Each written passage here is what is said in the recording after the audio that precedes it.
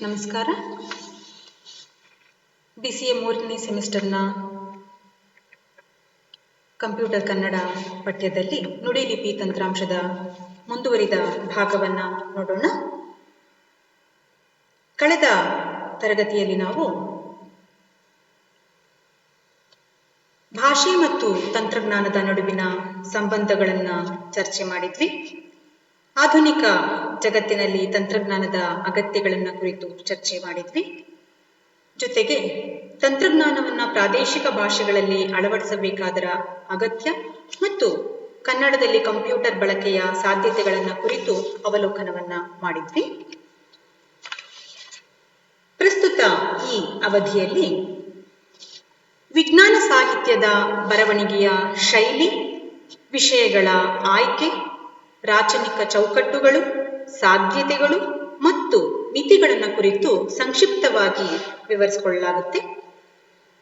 ಪಠ್ಯದ ಲೇಖಕರಾದ GV ನಿರ್ಮಲಾ ಹಾಗೂ S ಕ್ಷಮಾರವರ ಪರಿಚಯವನ್ನ ಮಾಡಿಕೊಳ್ಳುವುದರ ಜೊತೆಗೆ ಕನ್ನಡ ಗಣಕ ಪರಿಷತ್ತಿನ ಪರಿಚಯ, ಅದರ ಧ್ಯೇಯೋದ್ದೇಶಗಳು ಮತ್ತು ಕಾರ್ಯಯೋಜನೆಗಳ ಸಂಕ್ಷಿಪ್ತ ವಿವರಣೆಯನ್ನ ನೀಡಲಾಗುತ್ತೆ.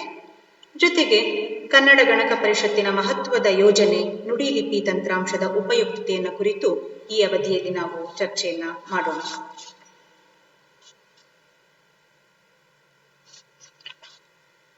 ಯಾವುದೇ ಭಾಷೆಯಲ್ಲಿ ವಿಜ್ಞಾನ ಸಾಹಿತ್ಯ ಪ್ರಕಾರಕ್ಕೆ ವಿಶೇಷವಾದಂತಹ ಮಹತ್ವ ಇದೆ. ಯಾಕಂದ್ರೆ ಇಂದು ವಿಜ್ಞಾನ ಮತ್ತು ತಂತ್ರಜ್ಞಾನಗಳು ನಮ್ಮ ಬದುಕಿನ ಅವಿಭಾಜ್ಯ ಅಂಗಗಳಾಗಿವೆ. ವಿಜ್ಞಾನ ಮತ್ತು ತಂತ್ರಜ್ಞಾನಗಳ ಹೊಸ ಆವಿಷ್ಕಾರಗಳ ಪರಿಚಯವನ್ನ ಪಡೆಯಲೇಬೇಕಾದದ್ದು ಇಂದಿನ ಕಾಲದ ಅಗತ್ಯ ಮತ್ತು ಅನಿವಾರ್ಯ ಆಗಿದೆ. ಹೀಗಾಗಿ ನಮಗೆ ವಿಜ್ಞಾನ ಸಾಹಿತ್ಯದ ಅಗತ್ಯ ಹಿಂದೆಂದಿಗಿಂತಲೂ ಇಂದು ಹೆಚ್ಚಾಗಿದೆ. ವಿಜ್ಞಾನದ ಬರವಣಿಗೆ ಕೇವಲ ವಿಜ್ಞಾನಿಗಳಿಗೆ ಸೀಮಿತವೆಂದೋ, ವಿಜ್ಞಾನದ ವಿದ್ಯಾರ್ಥಿಗಳನ್ನ ಬಿಟ್ಟು ಉಳಿದವರು ಇದರ ಬಗ್ಗೆ ತಲೆ ಕೆಡಿಸಿಕೊಳ್ಬೇಕಾಗಿಲ್ಲ ಅಂತಲೋ ಯಾರೂ ಇವತ್ತು ಹೇಳೋ ಹಾಗೆ ಇಲ್ಲ. ಬದಲಾಗ್ತಿರುವಂತಹ ಪರಿಸ್ಥಿತಿಗೆ ನಾವು ಹೊಂದಿಕೊಳ್ಳಲೇಬೇಕಾಗಿದೆ. ಎಲ್ಲ ಜ್ಞಾನ ಶಿಸ್ತುಗಳ ಅರಿವನ್ನ ನಾವು ಪಡೆಯಲೇಬೇಕಾಗಿದೆ. ವಿದ್ಯುತ್ ಬಲ್ಪಿನಿಂದ ಟಿವಿಯವರೆಗೆ, ವಿಮಾನದಿಂದ ಲೇಸರ್ವರೆಗೆ, ಮಲೆನಾಡಿನ ಜೀವ ವೈವಿಧ್ಯದಿಂದ ಅಂಟಾರ್ಟಿಕಾದ ಹಿಮಗಡ್ಡೆಗಳವರೆಗೆ ನಾವು ತಿಳಿಯಲೇಬೇಕಾದಂತಹ ನೂರಾರು ಸಂಗತಿಗಳು ಇವೆ. ಇವನ್ನೆಲ್ಲ ತಮ್ಮ ಬರವಣಿಗೆಯ ಮೂಲಕ ನಮಗೆ ತಲುಪಿಸುವಂತಹ ಹೊಣೆ ವಿಜ್ಞಾನ ಲೇಖಕರದ್ದು. ಉಳಿದೆಲ್ಲ ಸಾಹಿತ್ಯ ಪ್ರಕಾರಗಳಲ್ಲಿ ಲೇಖಕನಿಗೆ ತಾನು ಓದುಗರಿಗೆ ಪರಿಚಯಿಸಬೇಕಾದಂತಹ ಲೋಕದ ಬಗ್ಗೆ ತಲೆ ಕೆಡಿಸಿಕೊಳ್ಳಬೇಕಾಗಿಲ್ಲ. ಯಾಕಂದ್ರೆ ಅದ್ರ ಬಗ್ಗೆ ಓದುಗರಿಗೆ ಈಗಾಗಲೇ ಕನಿಷ್ಠ ಜ್ಞಾನವಾದ್ರೂ ಇರುತ್ತೆ, ಅರಿವಾದ್ರೂ ಇರುತ್ತೆ. ಆದರೆ ವಿಜ್ಞಾನ ಬರಹಗಾರ ತನ್ನ ವಿಷಯ ವ್ಯಾಪ್ತಿಗೆ ಪರಿಚಿತರೇ ಅಲ್ಲದ ಜನಸಾಮಾನ್ಯರಿಗೆ ಜಟಿಲವೂ ಅಪರಿಚಿತವೂ ಗಂಭೀರವೂ ಆದಂತಹ ವಿಜ್ಞಾನ ವಿಷಯವನ್ನ ಆದಷ್ಟು ಸರಳವಾದ ಆಕರ್ಷಕ ಶೈಲಿಯ ನಿರೂಪಣೆಯ ಮೂಲಕ ತಲುಪಿಸಬೇಕಾಗಿರುತ್ತೆ. ಇದು ಅವನ ಬಹುದೊಡ್ಡ ಸವಾಲು. ವಿಜ್ಞಾನದ ಪಾರಿಭಾಷಿಕ ಪದಗಳನ್ನ ಇಂಗ್ಲಿಷಿನಿಂದ ಕನ್ನಡಕ್ಕೆ ತರ್ಜುಮೆ ಮಾಡುವಾಗ ಬರಹಗಾರ ಕನ್ನಡದ್ದೇ ಆದ ಪದಗಳನ್ನ ಹುಡುಕದೆ ಸುಲಭವಾಗಿ ಸಂಸ್ಕೃತವನ್ನ ಆಶ್ರಯಿಸುವಂತಹ ಸಾಧ್ಯತೆಗಳು ಇರುತ್ತೆ. ಆಗ ಓದುಗನಿಗೆ ವಿಜ್ಞಾನ ವಿಷಯದ ಜಟಿಲತೆಯ ಜತೆಗೆ ಸಂಸ್ಕೃತದ ಪರಿಭಾಷೆಯನ್ನ ಅರ್ಥೈಸಿಕೊಳ್ಳುವ ಕಷ್ಟವೂ ಸೇರಿ ವಿಜ್ಞಾನ ಮತ್ತು ತಂತ್ರಜ್ಞಾನದ ಬರಹ ಇನ್ನೂ ಜಟಿಲ ಅನ್ನಿಸ್ಕೊಳ್ತಾ ಇದೆ. ವಿಜ್ಞಾನ ಪದಕೋಶಗಳು ಕೂಡ ಹೆಚ್ಚಾಗಿ ಸಂಸ್ಕೃತವನ್ನೇ ಅವಲಂಬಿಸಿ ಸೃಷ್ಟಿಯಾಗಿರುವಂತಹದ್ದನ್ನ ನಾವು ಕಾಣಬಹುದು. ಇದಕ್ಕೆ ವ್ಯತಿರಿಕ್ತವಾಗಿ ಕೆಲವು ಉದಾಹರಣೆಗಳನ್ನ ನಾವು ಕೊಡೋದಾದ್ರೆ, ಕನ್ನಡದಲ್ಲಿ ಶಿವರಾಮ್ ಕಾರಂತರ ಮತ್ತು ಪೂರ್ಣಚಂದ್ರ ತೇಜಸ್ವಿ ಹಾಗೂ BGL ಸ್ವಾಮಿ ಅಂತಹ ಬರಹಗಾರರ ವಿಜ್ಞಾನ ಬರಹಗಳು ನಮ್ಮ ಗಮನವನ್ನ ಸೆಳೆಯುತ್ತೆ. ಈ ನಿಟ್ಟಿನಲ್ಲಿ 1960ರ ದಶಕದಲ್ಲೇ ವಿಜ್ಞಾನ ಪ್ರಪಂಚದಂತಹ ಬೃಹತ್ ಗ್ರಂಥದ ಮೂಲಕ ಕನ್ನಡಕ್ಕೆ ವಿಜ್ಞಾನ ಲೋಕವನ್ನ ಪರಿಚಯಿಸಿದಂತಹವರು ಕಾರಂತರು. ಕಾರಂತರ ಸರಳವಾದಂತಹ ಶೈಲಿ, ತಮ್ಮ ಈ ಸರಳ ಶೈಲಿಯಲ್ಲಿ ಓದುಗರಿಗೆ ವಿಜ್ಞಾನದ ವಿಷಯಗಳನ್ನ ತಲುಪಿಸುವಂತಹ ರೀತಿ ಬಹಳ ಆಕರ್ಷಕವಾದುದು. ವಿಜ್ಞಾನ ಬರಹಗಾರ ಓದುಗನಿಗೆ ತಾನು ಸರಳ ಭಾಷೆಯಲ್ಲಿ ತಿಳಿಸಿದಷ್ಟು ವಿಷಯವನ್ನ ಸಮರ್ಥವಾಗಿ ತಲುಪಿಸುವುದು ಸಾಧ್ಯ ಅನ್ನುವಂತಹದ್ದನ್ನ ಯಾವುದೇ ಒಬ್ಬ ವಿಜ್ಞಾನ ಬರಹಗಾರ ತಿಳಿದಿರಲೇಬೇಕು. ನಮಗೆಲ್ಲ ತಿಳಿದಿರೋ ಹಾಗೆ ವಿಜ್ಞಾನ ಲೋಕ ಅನ್ನುವಂತಹದ್ದು ಅತೀ ವಿಶಾಲವಾದದ್ದು. ಇದರ ಎಲ್ಲ ಆಳ ವಿಸ್ತಾರಗಳನ್ನ ಸರಳ ಶೈಲಿಯಲ್ಲೇ ನಮಗೆ ತಲುಪಿಸುವುದು ಕಷ್ಟ ಸಾಧ್ಯ.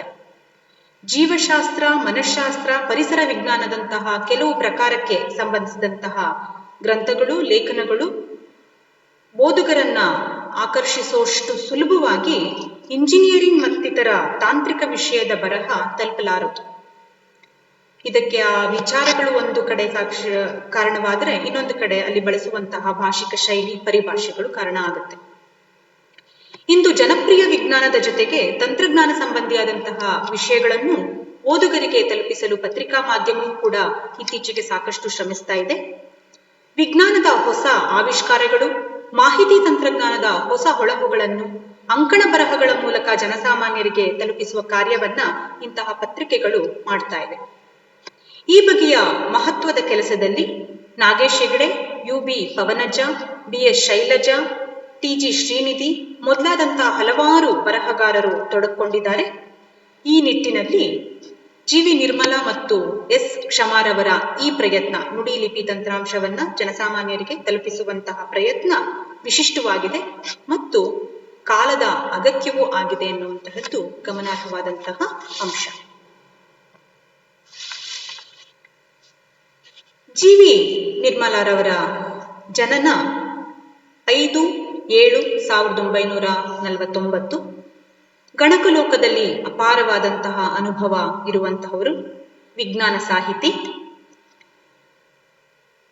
ಗಣಕ ಸಾಹಿತ್ಯ ಪರಿಷತ್ತು ರೂಪಿಸಿರುವಂತಹ ನುಡಿ ತಂತ್ರಾಂಶ, ಮೈಸೂರು ವಿಶ್ವವಿದ್ಯಾನಿಲಯದ ಕನ್ನಡ ವಿಶ್ವಕೋಶ, ಕುಮಾರವ್ಯಾಸ ಭಾರತ ಅಡಕಮುದ್ರಿಕೆ ಮುಂತಾದ ಹಲವಾರು ಯೋಜನೆಗಳಲ್ಲಿ ಸಕ್ರಿಯವಾಗಿ ತೊಡಗಿಸಿಕೊಂಡಿರುವಂತಹ ಲೇಖಕಿ.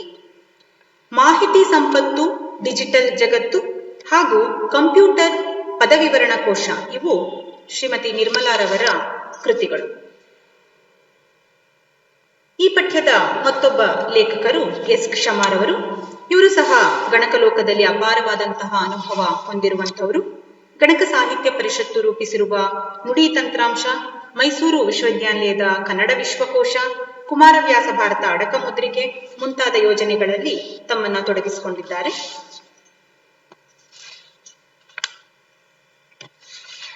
ಇನ್ನು ಕನ್ನಡ ಗಣಕ ಪರಿಷತ್ತಿನ ಪರಿಚಯವನ್ನ ನಾವು ಮಾಡಿಕೊಳ್ಳೋಣ. ಕನ್ನಡ ಗಣಕ ಪರಿಷತ್ತು ಅನ್ನುವಂತಹದ್ದು ಒಂದು ಲಾಭರಹಿತ ಸ್ವಯಂ ಸೇವಾ ಸಂಸ್ಥೆ.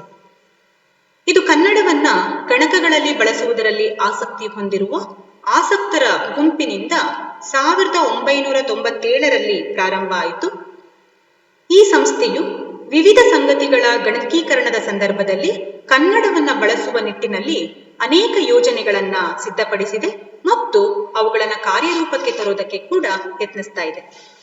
ಕನ್ನಡದ ಮತ್ತು ಕರ್ನಾಟಕದ ಕುರಿತು ಒಂದು ಬೃಹತ್ ಮಾಹಿತಿ ಕೇಂದ್ರವನ್ನ ಸ್ಥಾಪಿಸಿ, ಕನ್ನಡಕ್ಕೆ ಸಂಬಂಧಿಸಿದಂತೆ ಒಂದು ಪಾರಿಭಾಷಿಕ ಪದಕೋಶವನ್ನ ಸಿದ್ಧಪಡಿಸುವಂತಹದ್ದು, ಕನ್ನಡದ ಎಲ್ಲಾ ಸಾಹಿತ್ಯ ಕೃತಿಗಳನ್ನು ಮತ್ತು ನಿಘಂಟು ವಿಶ್ವಕೋಶಗಳನ್ನ ಅಡಕಮುದ್ರಿಕೆಗಳಲ್ಲಿ ಅಳವಡಿಸಿ ಅವು ಸಾಮಾನ್ಯ ಜನರಿಗೂ ಕೂಡ ಸುಲಭವಾಗಿ ದೊರೆಯುವ ಹಾಗೆ ಮಾಡುವಂತಹದ್ದು, ಕನ್ನಡ ಹಾಗೂ ಕನ್ನಡ ಮಾಧ್ಯಮದ ಶಿಕ್ಷಣದಲ್ಲಿ ಗಣಕಗಳನ್ನು ಬಳಸಲು ಸೂಕ್ತವಾದ ಯೋಜನೆಗಳನ್ನ ರೂಪಿಸಿ ಅವುಗಳನ್ನ ಅನುಷ್ಠಾನಕ್ಕೆ ತರುವಂತಹದ್ದು, ಜೊತೆಗೆ ಅಂತರ್ಜಾಲದಲ್ಲಿ ಕನ್ನಡದ ತಾಣಗಳನ್ನ ಹೆಚ್ಚಾಗಿ ಏರ್ಪಡಿಸಿ ನಿರ್ಮಿಸಿ ಅಲ್ಲೆಲ್ಲ ಕನ್ನಡದಲ್ಲಿ ಮಾಹಿತಿ ದೊರೆಯುವ ಹಾಗೆ ಮಾಡುವಂತಹದ್ದು ಮೊದಲಾದ ಅನೇಕ ಹಲವಾರು ಧ್ಯೇಯಗಳನ್ನ ಈ ಸಂಸ್ಥೆ ಹೊಂದಿದೆ. ಕನ್ನಡ ಗಣಕ ಪರಿಷತ್ತು ಸರ್ಕಾರವು ತನ್ನ ಆಡಳಿತದಲ್ಲಿ ಗಣಕಗಳ ಬಳಕೆಯ ಎಲ್ಲಾ ಸಂದರ್ಭಗಳಲ್ಲೂ ಕನ್ನಡವನ್ನ ಸಂಪೂರ್ಣವಾಗಿ ಬಳಸುವ ಹಾಗೆ ಒತ್ತಾಯಿಸ್ತಾ ಅದಕ್ಕೆ ಅಗತ್ಯವಾದ ತಾಂತ್ರಿಕ ಸಹಾಯವನ್ನ ನೀಡುತ್ತಾ ಇದೆ. ಕನ್ನಡ ತಂತ್ರಾಂಶಗಳನ್ನು ಅಭಿವೃದ್ಧಿಪಡಿಸುವಲ್ಲಿ ನಿರಂತರವಾಗಿ ಕಾರ್ಯಪ್ರವೃತ್ತವಾಗಿದೆ. ಬಳಕೆದಾರರಿಗೆ ಉಪಯುಕ್ತವಾದ ಏಕರೂಪತೆ ಇರುವಂತಹ ಕೀಲಿಮಣೆಯನ್ನ ರೂಪಿಸುವಂತಹ ಕಾರ್ಯ, ಧ್ವನಿಗ್ರಹಣ, ಅಕ್ಷರ ಗ್ರಹಣ ಮುಂತಾದ ತಂತ್ರಾಂಶಗಳನ್ನ ಕನ್ನಡಕ್ಕೆ ಅನ್ವಯವಾಗುವ ಹಾಗೆ ಸಿದ್ಧಪಡಿಸಲು ವ್ಯವಸ್ಥಿತ ಯೋಜನೆಗಳನ್ನ ಈ ಪರಿಷತ್ತು ಸಿದ್ಧಪಡಿಸ್ತಾ ಇದೆ. ಈ ದಿಶೆಯಲ್ಲಿ ಒಂದು ಕನ್ನಡ ತಂತ್ರಾಂಶವು ನೀಡಬೇಕಾದಂತಹ ಕನಿಷ್ಠ ಸೌಲಭ್ಯಗಳನ್ನ ಗುರುತಿಸಿ ಅದನ್ನ ಪ್ರಚುರಪಡಿಸಿ ಆ ಬಗ್ಗೆ ಕರ್ನಾಟಕ ಸರ್ಕಾರದ ಗಮನವನ್ನ ಕೂಡ ಈ ಪರಿಷತ್ತು ಸೆಳೆದಿದೆ. ಈಗ ಕರ್ನಾಟಕ ಸರ್ಕಾರದ ಸಾಮ್ಯದಲ್ಲಿರುವಂತಹ ಮತ್ತು ಉಚಿತವಾಗಿ ನಮಗೆ ಲಭ್ಯವಿರುವಂತಹ ನುಡಿ ತಂತ್ರಾಂಶ ಕೂಡ ಈ ಸಂಸ್ಥೆಯ ಕೊಡುಗೆಯೇ.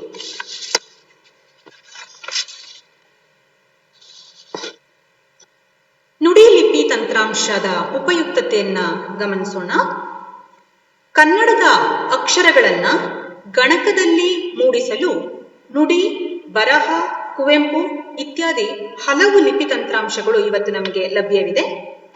ಗಣಕಗಳಲ್ಲಿ ಕನ್ನಡವನ್ನ ಅಚ್ಚುಕಟ್ಟಾಗಿ ಬಳಸಲು ಸಾಧ್ಯವಾಗುವ ಹಾಗೆ ತಾಂತ್ರಿಕ ಸೌಲಭ್ಯಗಳನ್ನ ಇಲ್ಲಿ ಅಭಿವೃದ್ಧಿಪಡಿಸಲಾಗಿದೆ. ಇದರ ಫಲವಾಗಿ ಇಂದು ಯಾವುದೇ ತೊಂದರೆ ಇಲ್ಲದೆ ಪೂರ್ಣ ಪ್ರಮಾಣದಲ್ಲಿ ಕನ್ನಡವನ್ನ ಗಣಕದಲ್ಲಿ ಬಳಸಲು ಸಾಧ್ಯ ಇದೆ. ಈಗ ಕನ್ನಡ ಅಕ್ಷರಗಳನ್ನ ಗಣಕದಲ್ಲಿ ಮೂಡಿಸುವ ನುಡಿಲಿಪಿ ತಂತ್ರಾಂಶದ ಕೆಲವು ಉಪಯುಕ್ತತೆಗಳನ್ನು ನಾವು ತಿಳಿದುಕೊಳ್ಳೋಣ.